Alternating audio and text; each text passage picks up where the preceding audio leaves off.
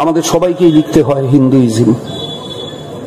কে আমাদের ধর্মের প্রতিষ্ঠাতা আমরা কেউ জানি না, কোনটা আমাদের ধর্মগ্রন্থ আমরা তাও জানি না। বিজেপির দৌলতে রাম হচ্ছে হিন্দু ধর্মের প্রধান দেবতা। কেন?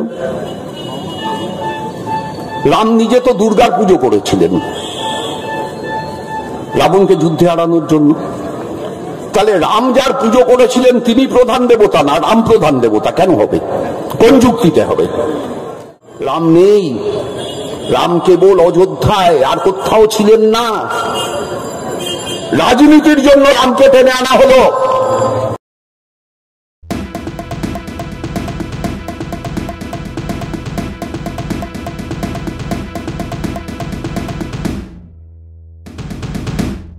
যখন পার্লামেন্ট ছিল না, মিউনিসিপ্যালিটি ছিল না, বিধানসভা ছিল না, সরকার ছিল না, তখন সমাজ নিয়ন্ত্রণের জন্য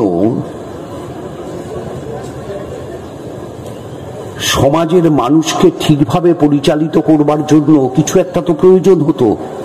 ধর্ম সেই প্রয়োজনটা মিটিয়েছে।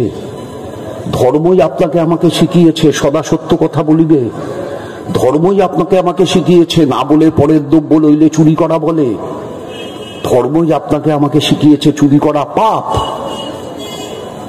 কিন্তু সেই ধর্ম যখন প্রাতিষ্ঠানিকতায় পরিণত হলো, দেখবেন ধর্মগুলো বিভক্ত হয়ে গেল।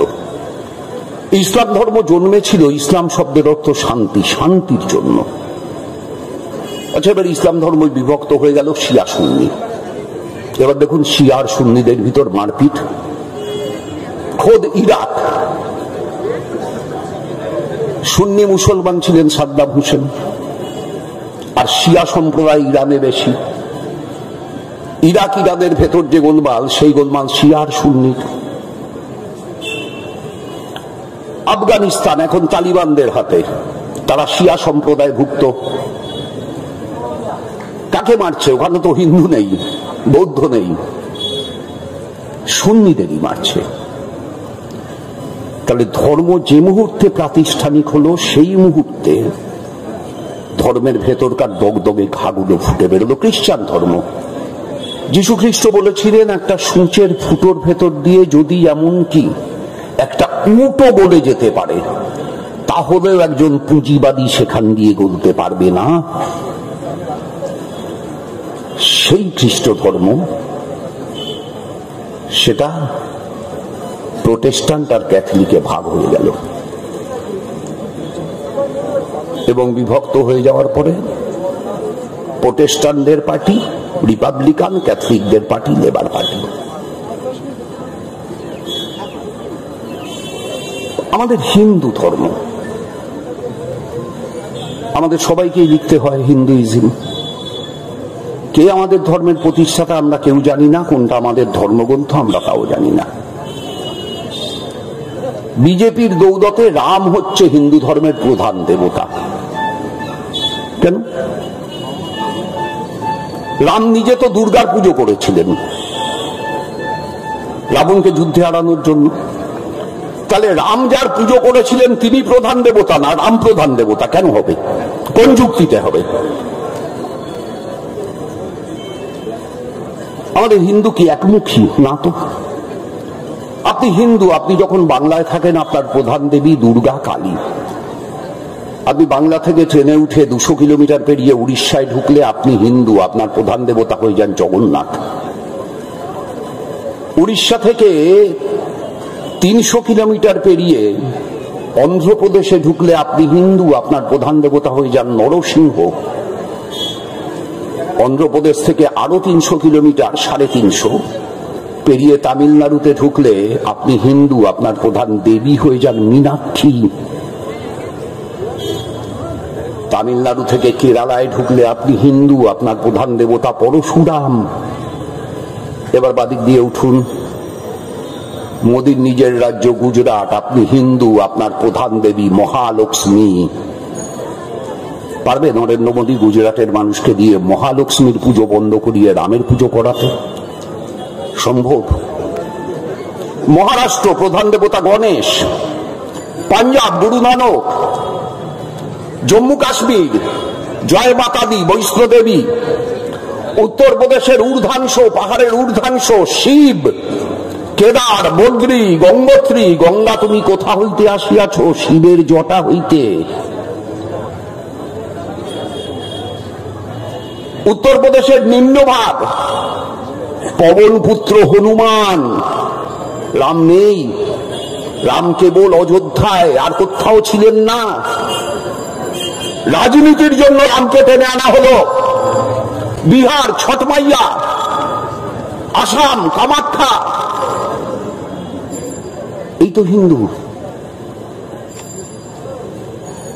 সেখানে মোদী বলছেন এক দেশ ভারত, এক দেবতা রাম, এক ধর্ম হিন্দু, এক ভাষা হিন্দি, এক পতাকা গেরুয়া, এক নেতা নরেন্দ্র মোদী।